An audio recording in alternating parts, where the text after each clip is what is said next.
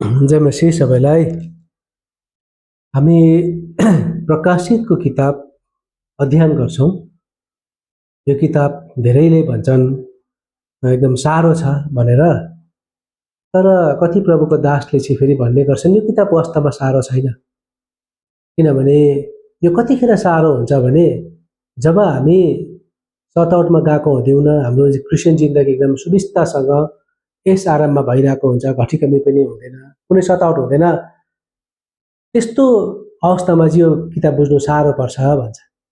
र यदि हामी पनि यूहन्नाको जस्तै परिस्थितिमा भएर गइरहेको छौँ भने चाहिँ फेरि यो किताब त्यस्तो कठिन हुँदैन भनेर धेरै क्रिस्चियनहरूले भन्छन्। किनभने यूहन्ना यो चिठी यो जब परमेश्वरले यो दर्शन दिँदाखेरि यहाँनिर चाहिँ हामी 12 भिजन्स पाउँछौँ। परमेश्वरले यूहन्नालाई 12वटा भिजन्स दिनु। अन्त एउटा भिजन्स सक्ने बित्तिकै प्रभुले के भन्नु, परमेश्वरले के भन्नुभयो भने लेखा भन्नुभयो। अन्त एउटै मात्रै नलेख्नु भनेको छ, त्यो चाहिँ प्रकाशित 10:4 मा छ। एउटा कुरा चाहिँ एउटा नलेख्नु भन्नु, एउटा दर्शन, एउटा कुनै प्रभुले दिनुभएको भिजन, एउटा भिजन नभए अरू सबै प्रभुले लेखा लेखा लेखा भन्नुभयो। यहाँनिर 12वटा भिजन्सहरू पाउँछौँ।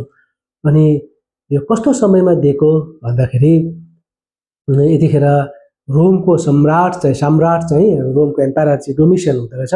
डोमिसियन रोमको सम्राटहरूमध्येमा एउटा धेरै क्रिस्चियनहरूलाई सताउने एउटा सम्राट हो। योभन्दा अगाडि पनि अब यूहन्नालाई वास्तवमा भन्दो रहेछ, यस्तो एउटा भनाइ रहेछ, रोममा बोलाएर चाहिँ उसलाई तेलमा फ्राई गरेको थियो, तर अरूले मर्नु दिनु भएन भन्छ। त्यो कतिसम्म सत्य हो हामी जान्दैनौँ, म भन्नु सक्दिनँ, तर धेरै यस्तो भनाइरहेछ।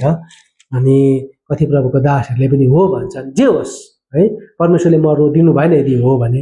अनि उसलाई कस्तो चाहिँ लाग्यो होला, अब एकदमै उसलाई एउटा चाहिँ एउटा क्रिमिनल आइल्यान्डमा हत्याराहरू पठाइदियो। त्यो आइल्यान्डमा त्यस्तो आइल्यान्डहरू चाहिँ त्यस्तो टापुहरू चाहिँ 50वटा जस्तो थियो भन्छ इतिहासले, 50वटा जस्तो है। अन्त यो पटमोस भन्ने एकदमै यो एउटा खतरा आइल्यान्ड एजेन्सीमा पर्दो रहेछ। यो 5/10 माइलको यसको चौडाइ थियो, 5 माइल चौडाइ, लम्बाइ थियो 10 माइल। यो क्रेसेन्ट सेपमा रहेछ। क्रेसेन्ट भनेको आदि मुनको हुन्छ नि, आदि मुनको सेपमा रहेछ, आदि मुनको सेपमा त्यस्तो खालको 5/10 को आइल्यान्ड यो रहेछ, यो टापु रहेछ। यो जग्गामा अब एकदमै हार्ड रक, एकदमै साह्रो एकदमै चट्टानहरू थियो। त्यो चट्टानहरू एकदमै त्यहाँनिर त्यो फोर्ने काम, त्यो माइनिङको काम गर्नुपर्थ्यो प्रभुको दासले।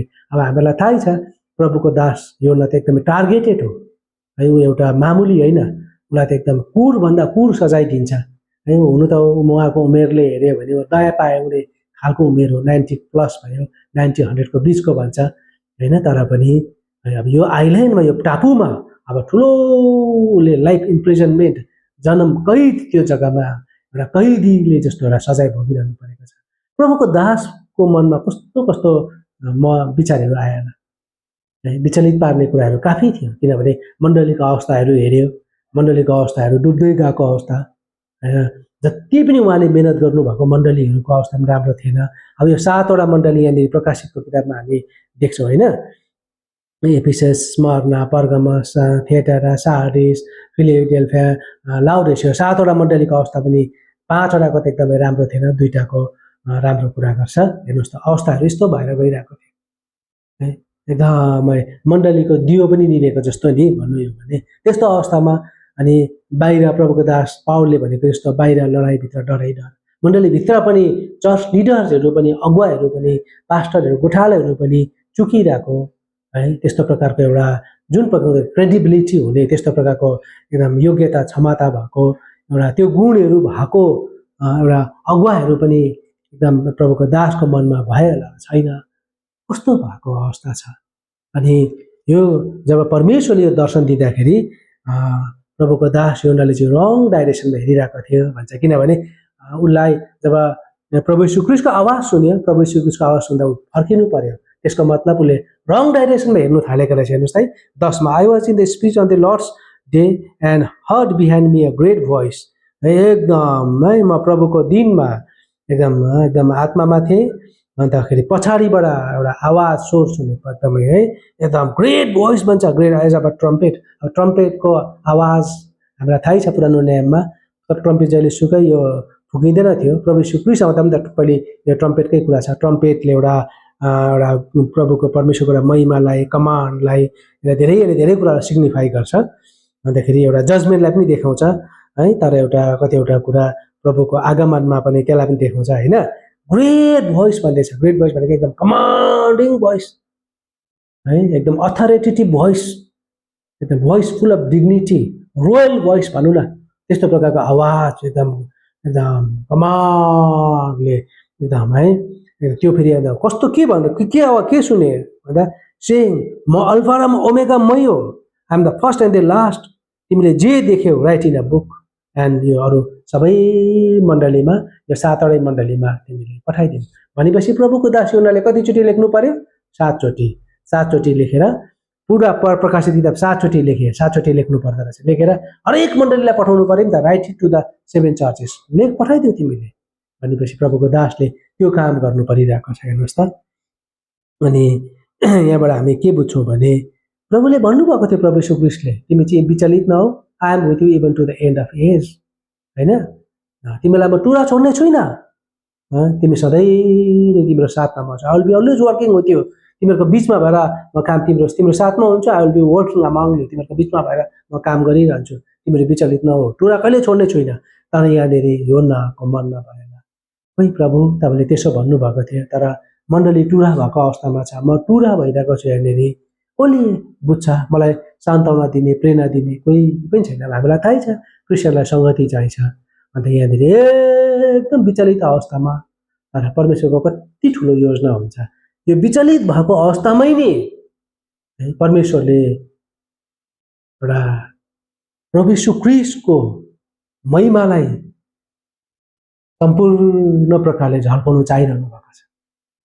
यतिको महिमा, प्रभु यीशु क्रिस्टको महिमालाई अरू कुनै पनि किताबले देखाएको छैन जति प्रकाशित किताबले देखाएको छ। प्रभु यीशु क्रिस्टको महानतालाई, महिमालाई, उहाँको डिग्निटीलाई, उहाँको ग्लोरीलाई यो किताबले छर्लङ्गै पार्छ।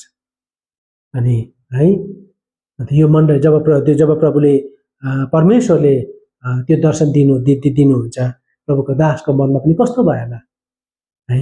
अन्त 7 सामदान देख्छ, 7 सामदान है, 7 सामदान। अन्त 7 सामदान वरिपरि त्यो भित्र को घुमिरहेको छ?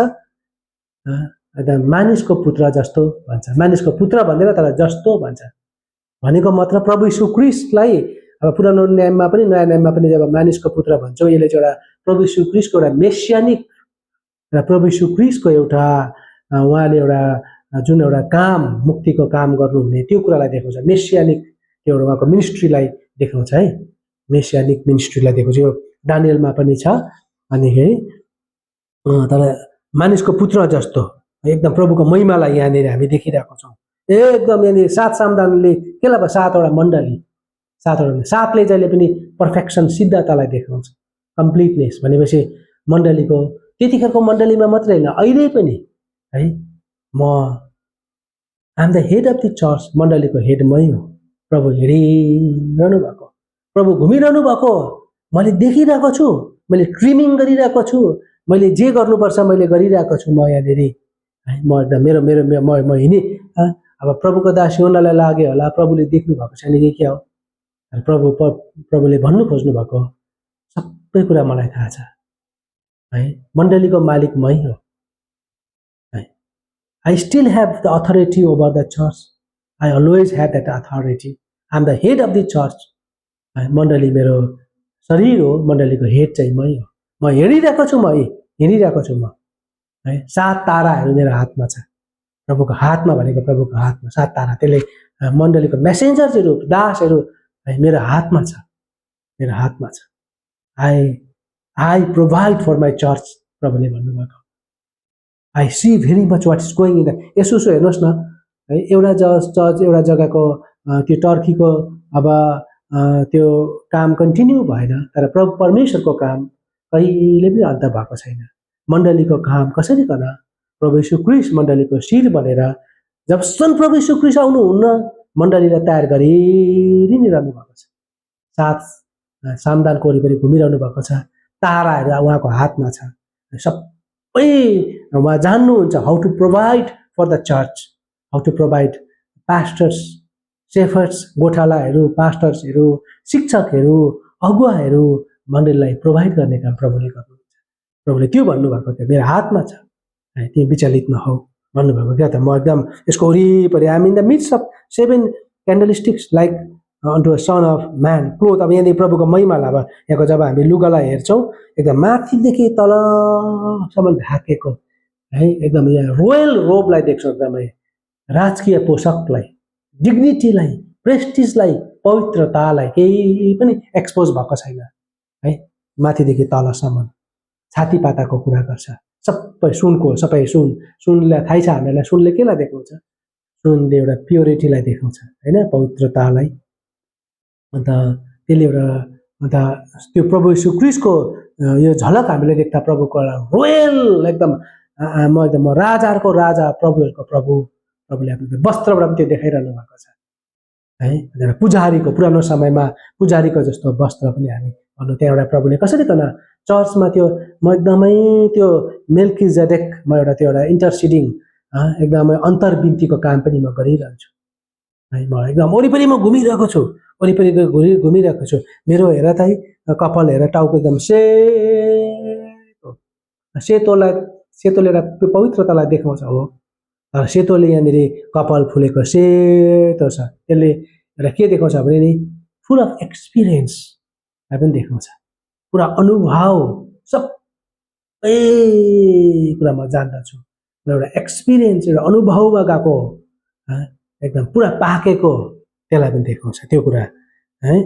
अन्तखेरि his head and his hairs were white like a wool and white as snow, एकदम एन्ड हि आइज, उहाँको आँखा पनि हेर्नुहोस् न, आँखा कस्तो एकदमै एकदम, त्यो आँखा एकदम फ्लेम्स अफ फायर एकदम आगो जस्तो, एकदम आगोको एकदम ज्वाला जस्तो गइरहेको भनेपछि एकदम त्यो पियर्सिङ आइज भनौँ न, एकदमै सबै कुरा उहाँ जान्नुहुन्छ, सबै कुरा देख्नुहुन्छ। You can see everything, nothing escapes his eyes भनेको नि, सबै कुरा मैले जान्नु भएको छ, म देख्छु म सबै कुरा। खुट्टालाई है पित्तलको ब्रासको है, त्यो एकदम केही कुराले पनि मलाई डिस्ट्रोय गर्नु सक्दैन, जजमेन्ट सबै कुरा है अवस्थामा म चर्चलाई एकदम राम्रो प्रकारले लानु सक्छु म भनेर प्रभुको त्यो झलकलाई हामी देख्छौँ। कति spirit was like the fine brass as if they burned in a furnace है, त्यो फर्नेसमा एकदम त्यो जलिरहेको जस्तो, तर त्यसले जलाएन होइन, ब्रासले जहिले पनि एकदम सबै कुरामा विथस्ट्यान्ड गर्नु सक्छु म है एकदम, त्यो भनेर प्रभुले देखाइरहनु, त्यो देखाउनु भएको। अन्तखेरि उहाँको अथोरिटेटिभ भोइस, कमान्ड भोइस, त्यो कुरा। अन्त उहाँको एकदम 7 ताराहरू छ उहाँको हातमा। यो कुरा अलिकति हामी प्रकाशितको किताबमा हामी देख्छौँ है, अहिले अलिकति मात्रै हेरेको, अझै हामी हेर्दै जान्छौँ। अहिले अलिकति एकको सानो ग्लिम्स र हामी फेरि यसलाई अझै गहिरोमा हेर्दै जान्छौँ, बुझ्दै जान्छौँ। प्रभुले आशिष दिएका हुन्।